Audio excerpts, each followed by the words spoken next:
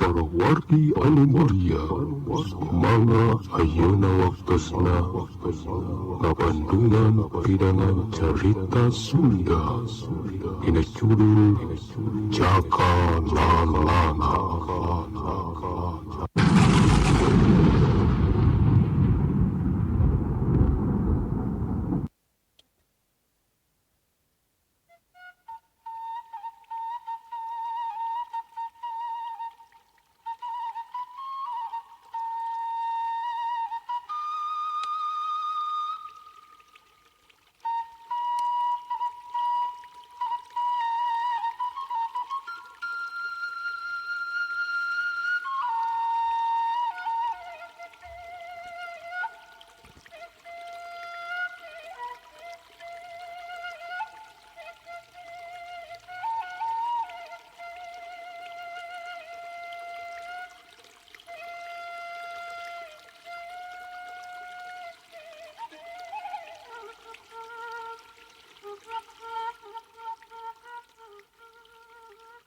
Assalamualaikum warahmatullahi wabarakatuh. Bismillahirrahmanirrahim.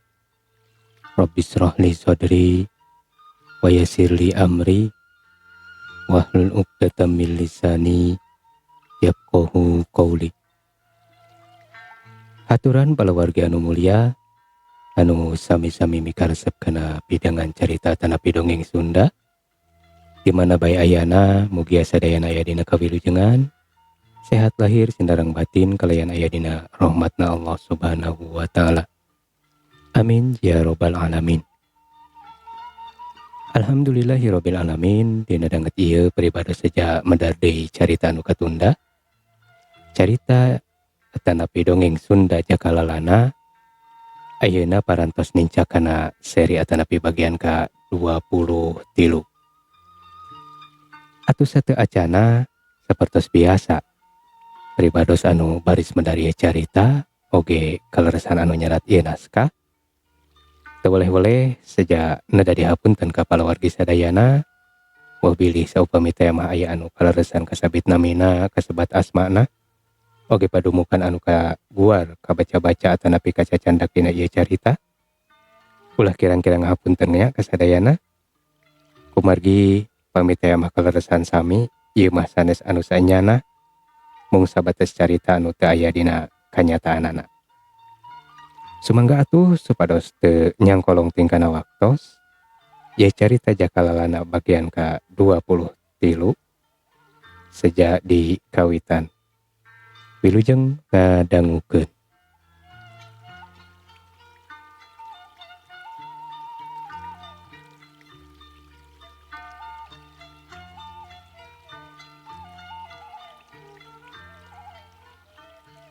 Atuh berat-berat oge akisani teh nyadaregdeg weh antuk nama ngabalakakeun ka Anggala ti mimiti ngeunaan kajadian anu lumangsung 3 poe ka tukang nalika Anggala di Curug Ciung teh sabenerna akisani harita keur kadatangan semah anu memang teu ngajirim holna teh dan karasa ku akisani samalah mah uplek heula harita teh ngobrol jeung akisani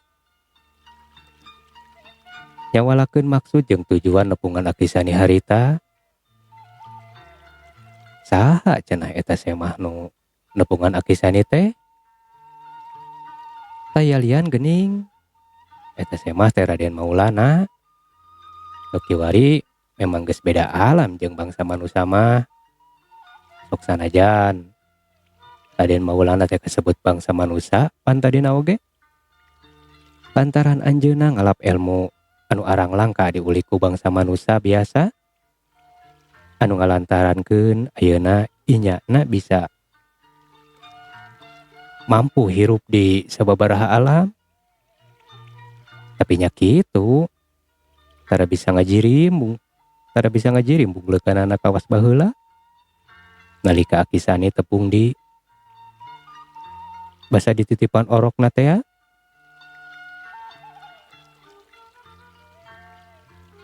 akisani oge lain teu ngarasa kaget nalika lain deui punten Akisani oge lain deui ngarasa kaget nalika apal eta semah teh lah sobat guruna teh anu baheula nya nu tayalian ti bapa pituina Anggala anu baheula dititipkeun ka Akisani nalika dina kaayaan orok keneh. Raden Maulana datang nampungan Akisani memang dina waktu nu geus ditangtukeun. Dasarila ieu nepungan Akisani teh ngan saukur ngaliwatan ngimpi. Tah ieuna nalika bangsa siluman pikeun ngarah pati nu jadi turunanana. Dina hal ieu nyaeta siluman nu katelah Nyi Ratu Gendis hinis teh mitra. Nu geus mimiti narowecok di alam manusia satutasna kabur ti nagara anu geus hancur ku alatan Jumani teh nya kakuatan Jumani.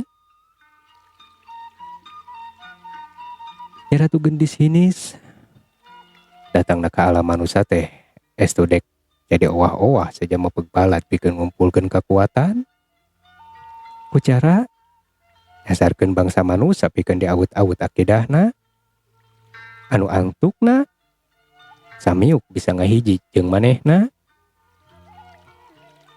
Anu jelas pikeun Raden Maulana mah perkara ieu teh aya pakuat pakaitna jeung urusan kulawargana. Eta antara Nyimas Kananga Arum katut puterana nu katelah Raden Astawira Bajra atawa Jumani teh di alam lelemut jeung Anggala putra pituina nu aya di alam manusia. Tah antara kulawarga nu aya di urua alam nu beda eta nalika engke ngahiji teh bakal sanggup nandingan kekuatan siluman nu bakal narekab ngaruksak katengtreman bangsa manusia. Nu dilantarankeun ku uluy biungna Nyi Ratu Gendis hinis kana urusan bangsa manusia alatan kaceceubna ka kulawarga Nyimas Kananga Arum nu memang geus ngahiji jeung bangsa manusia. Purarabina jeung Raden Maulana kalayan ngabuahkeun turunan anu kiwari jadi raja. Nya harita Raden Maulana ngadawi di Akisani milu nyurup ka raga badagna Akisani pikeun babarengan ngabalesat ka nya sapada harita muru ka Curug Ciung pikeun nalingakeun Anggala katut Kang Ishak nu adu hareupan jeung Nyi Ratu Gendis hinis. Sok sanajan Akisani katut Raden Maulana nu aya dina warugana Akisani teh ngabandungan ti anggangna ti mimiti Anggala tarung jeung Mang Kodir nepi ka palastrana Mang Kodir alatan disamar ku Nyi Ratu Gendis hinis pikeun jadi wadalna bah pertala. Nepi ka antukna harita Anggala kadeseh ku kekuatan Nyi Ratu Gendis hinis. Eta sakabeh oge ka saksian ku Akisani katut ku Raden Maulana harita.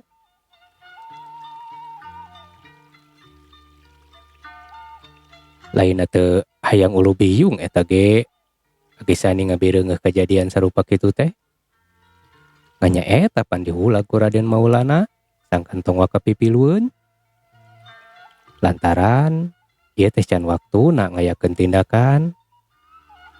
Salagina kaayaan masih can dianggap bahaya pisan mah cenah keun we urang Bandungan heula. Damun teh mah maksakeun karep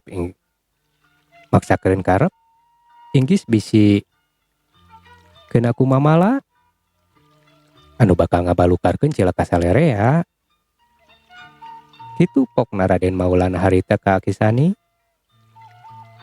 Atuhnya geregeteun oge Akisani teh teu wani maksakeun karep ngarumpak panyarek Raden Maulana harita. Tapi ka antukna Anggala katut Kang Ishak bener-bener kadese. Kakara harita Raden Maulana nu aya dina warugana Akisani teh ngabalesat dir kilat. ngarawu Anggala katut Kang Ishak nuker narangkuban dina rungkun harendong teh. Les atuh duanana sapada harita teu inget deui di bumi alam. Anggala jeung Kang Ishak teh antukna dibawa kalayan demit. Nyatong boro manusia biasa, cecak sabangsa siluman jiga Nya Ratu Gendis sinis oge teu wasa pikeun maluruh ka manalesna Anggala jeung Kang Ishak harita.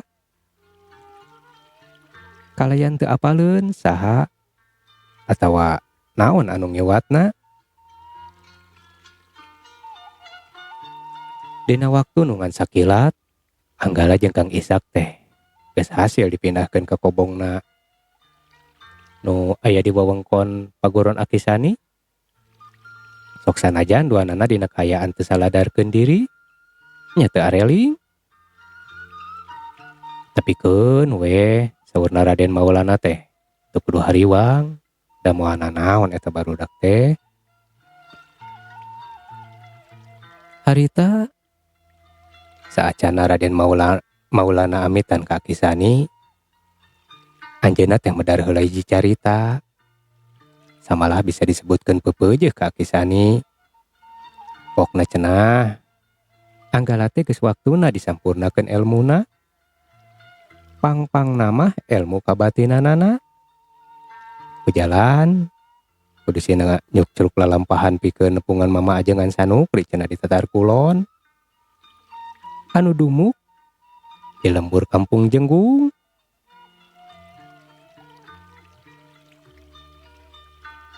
Danya ge Anggala teh geus kasebut masagi dina widang ilmu bela dirina.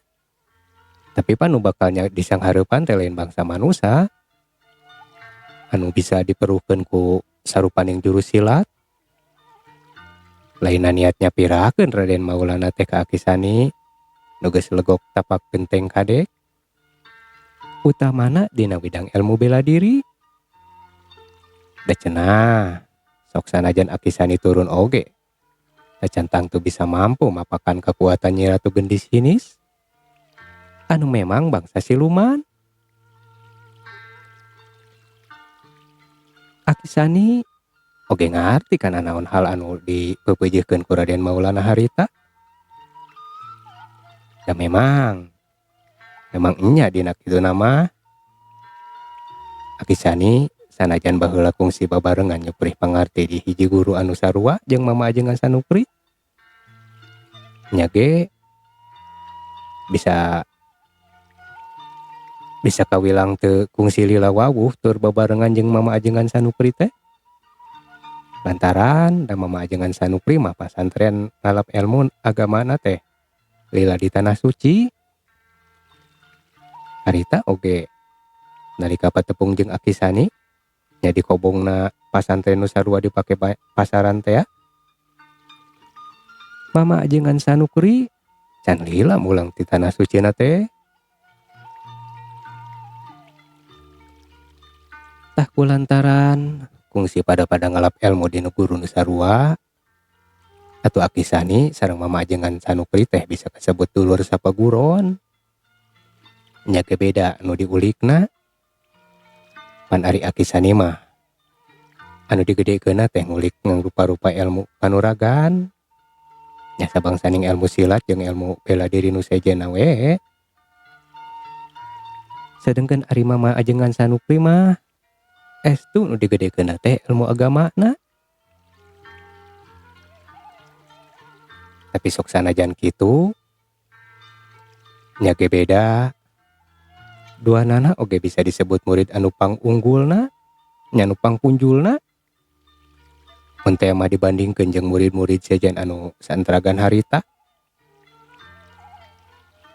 Matak teu heran Raden Maulana nu sasat sobat nu jadi guruna Akisani katut Ajengan Sanukri teh mercayakeun amanah ka nya kumang rupa dipercayana dititipan turunan Raden Maulana hiji ewang.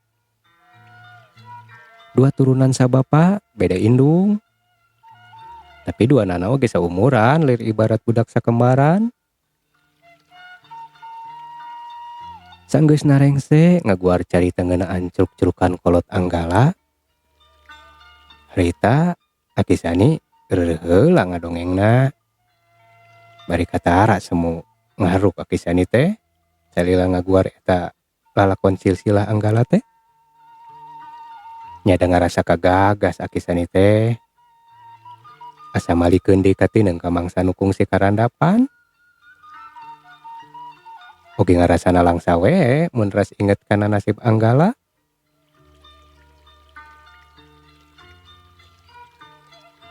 Di hareupeunana Anggala nu ti tadi ngaregepkeun kalayan Daria teu kudu we manehna oge katara ngaharuk tungkul samalah Anggala mah make dibarengan ku juuna Cimata ngarasana langsa mun ras inget kana nasib diri. Anu tetela geuning salila ieu teh cicing di Akisani sasat numpang di jalma nu teu hieu teu walahir. Akisani anu salila ieu dianggap aki pituin teh sing horeng sasat deungeun anu taya patula patalina teu aya patula patali kulawarga jeung manehna. Aya rasa manehna ditamelarkeun ku nu jadi kolotna pangpangna nu jadi bapa pituinna. Anu salila ieu kawas anu diculkeun kitu wae samalah nepungan oge pancan kungsi nya da sakitu geus kaayaan umur sakitu nya sakitu dewasana da can kungsi apal apanan Anggala mah kumaha rupa nu jadi bapa da geus puguh nu jadi indung mah. Anu jadi indung mah pan cenah geus taya di kieuna aya ku harian cenah pikirna nu jadi bapa teh sakitu masih jumeneng keneh tapi meuni teu hayang jigana teh amprok jeung nu jadi anak. Kawasna Akisani surti kana naon nu keur jadi pikiran nya nu keur dipikiran ku Anggala harita. Atuh pok we Akisani teh nyarita ka Anggala.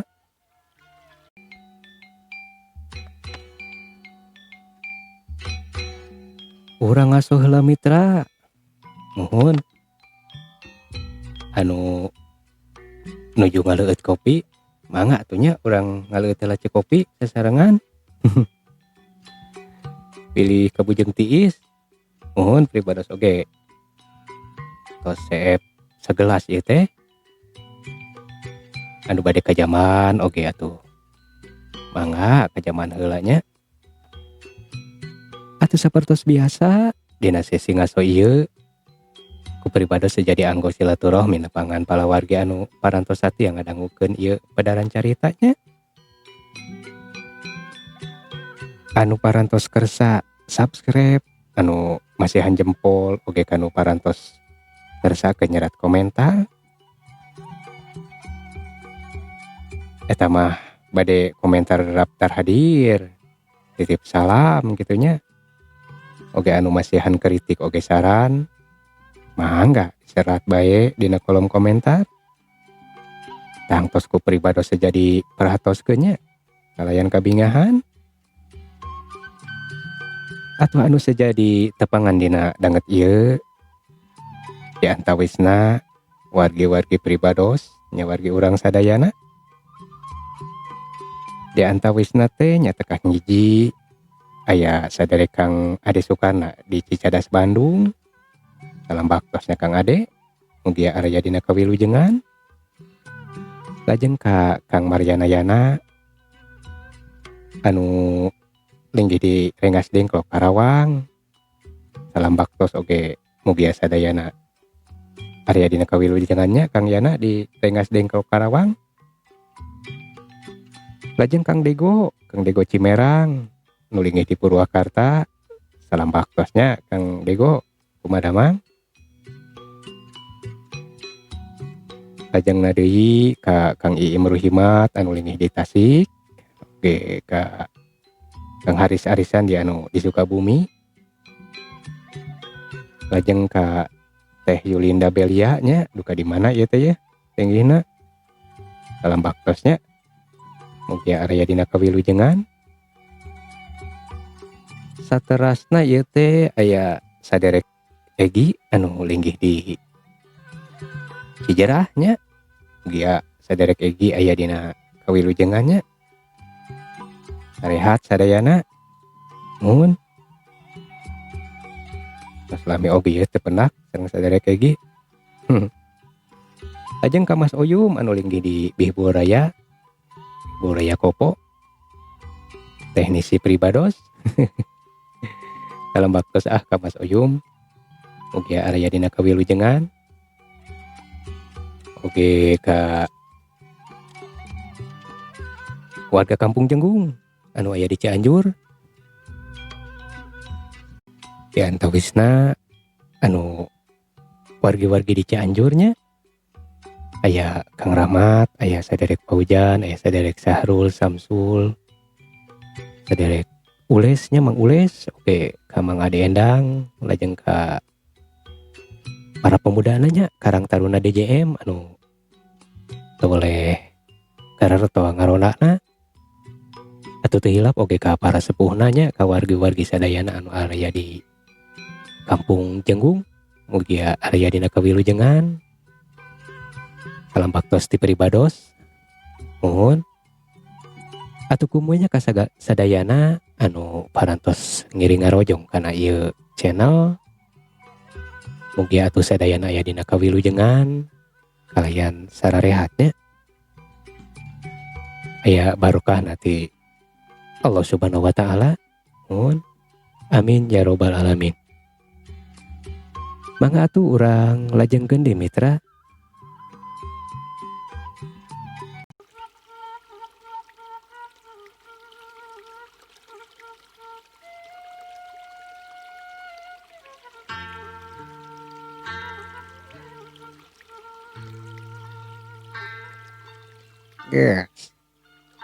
Gas teu kudu dipake sedih jang. Kasep. Munggu hirup mah. Hirup jalma mah nasibna teh anu sarua. Alus goreng oge geus jadi katangtuan ti Nu Maha Kawasa. Urang mah da mawa wayangan. Urang make jeung dijadikeun leutik harepan kana naon hal anu geus ditangtukeun ku nu gaduhna. Datang tuh dina tiap kejadian oge kaayaan teh pangeran mah teu boleh dibarengan jeung hikmah napaan. Anu sakabehna sebenarnya mah aya nu goreng. Aya nu goreng jang. Salagina urang tumari mah kana takdir kalayan dibarengan ku kasabaran jeung kasadaran. Yen urang teh pan teu ngaboga-boga kana sagala rupa nu aya di diri urang. Atuh bruk we. Anggara teh nyuuh kana lahunan apisani. Sabari ngagukuk ceurik.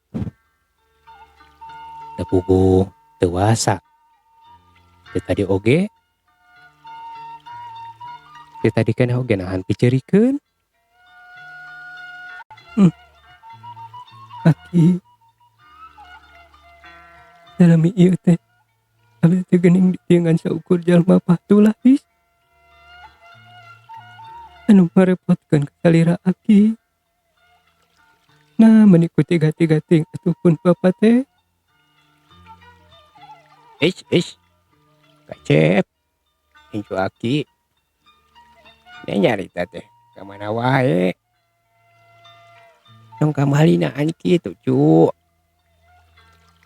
Aki oge ambu di dieu salila ieu teh tong dianggap dengan hidup, dengan ku hidup. Tiba heula.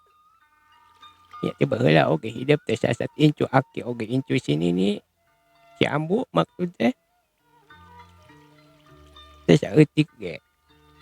Teu teh sing nganggap hidup budak deungeun. Mun teh ama Aki nganggap hidup budak deungeun. Edek ge tiba heula meureun.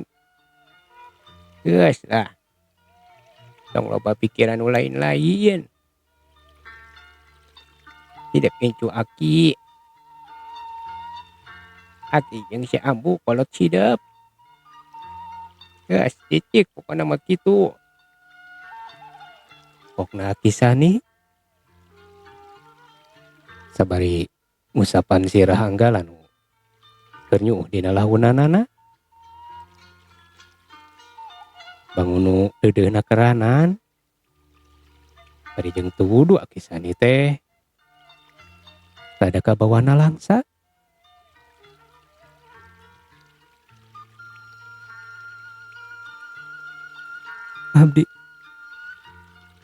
Abdi berjantan Aki kanya Aki salami ieu oge karaos pisan ku abdi anu sajangga diri riweuh ti kawit abdi ali dugi ka ayeuna. Abdi tos sakieu kolotna kedah kumaha atuh abdi ulang tarimana dan sakedahna maafkeun tanggal warel teh pun rama tapi ieu mana nepangat oge pancan kantos ka abdi teh. Ieu cu perlu dipikanyahokeun ku hidup seperti nu tadi dicaritakeun ku Aki. Pangeran mah nyiptakeun sagala makhluk teh dibarengan jeung alesanana jeung deui ngarisakeun sagala katangtuan dibarengan jeung hikmahna. Nu jelas kabeh ge taya nu goreng jeung lain pikeun nyilakakeun urang salaku makhluk dadamelanana. Tinggal urangna we nu kudu mampu ngagunakeun pikiran kalayan tarapti. Dapan urang teh cek kacadangan oge diciptakeun salaku makhluk nu pangsampurna. Nah apanan beda jeung makhluk sejen.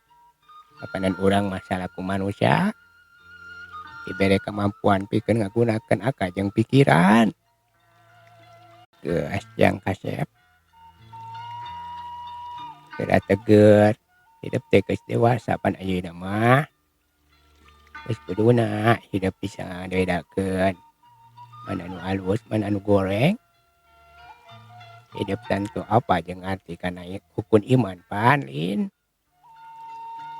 Anu salah sahijina urang teh kudu iman kana papasten nya kana kodo-kodanna nu maha kawasa. Namun teu percaya nya tong ngaku iman atuh. Ayeuna perkara bapa hidup lain keur dipake ngarasula pikeun hidup nu jadi anakna tapi pikeun ditapakuran tapakuraneun jeung omat ulah make ngajadikeun hidup suudon kanu jadi kolot sorangan toraka eta teh jang. Komo ke kadituna suudon kanu maha kawasa. Awas Aki teu pernah ngajarkeun paripola sarupa kitu nya. Hidup teh tanggung jawab Aki dunya akhirat salaku kolot hidup. Jadi mun hidupnya Aki omat Aki peupeuyeeh sing nurut kana omongan Aki. Nu jelas mah aya kolot nu bakal nyilakakeun nu jadi anakna. Legepkeun teu kasep.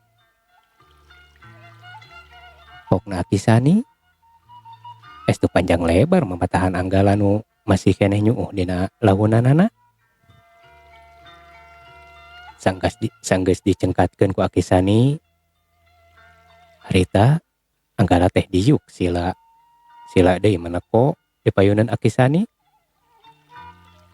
Sabari anggar we sirahna mah ngeluk tungkul.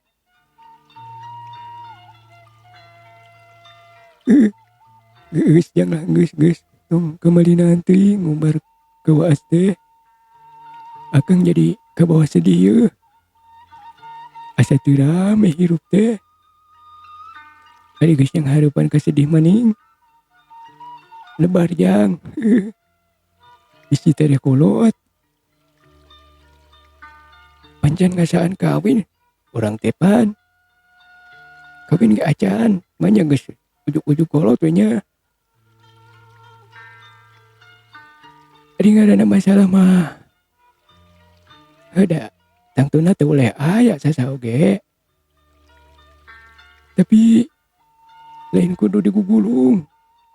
Kawasamak digugulung. Karoket digugulung so tengeuna. Dari masalah mah borora angeuna. Pokna Kang Ishak. Anu karek kadenge sorana. Ti tadi mah nyampe we jiga nu miluna langsa. Akisani oge harita rada nyerenge ngadenge Kang Ishak cumarita teh. Samalah Akisani jiga nu ngahaminan kana caritaan Kang Ishak teh.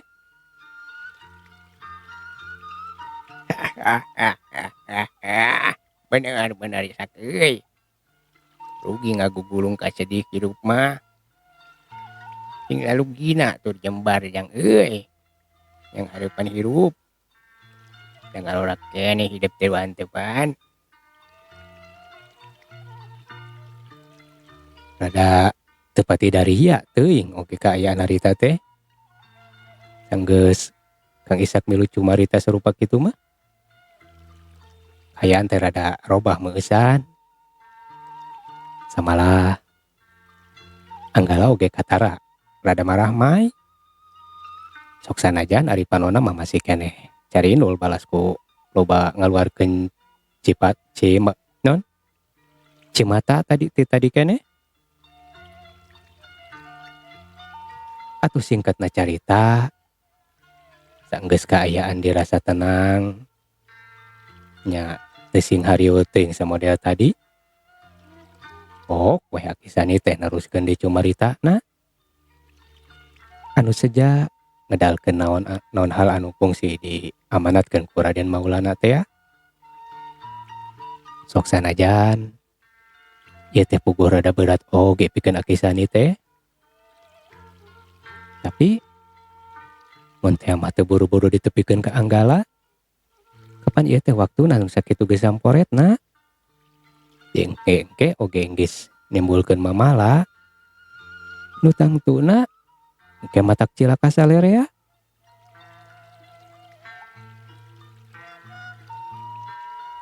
Ieu jalu kasep incu Aki. Kamari teh Aki keamanahan ku Bapak hidup. Ya seperti nu geus dipedar ku Aki tadi. Bapak hidup salila ieu teu manggihan ka hidup teh lain harti teu nyaah ka hidup. Tapi munggu Bapak hidup mah bisa kasebut jalma lain jalma samanea pan. Jadi disarua jeung urang-urang mah jeung urang-urang mah tah jaga ge tangtu hidup baris ngarti. Sok sanajan ku Aki ayeuna teu dijelaskeun sacara welena. Hidup teh kasep sebenarnya mah boga pancen kawilang rada berat oge ieu teh. Mun teh mah hidup ngalakonan yang ngalakonanana teh dibarengan ku ikhlas, sabar oge rasa tanggung jawab. Ieu pancen teh nya pancen pikeun hidup teh nu kudu ngalakonanna teh ngabogaan alasan ku hiji ku dua. Ku hiji ku dua pikeun hidup mah.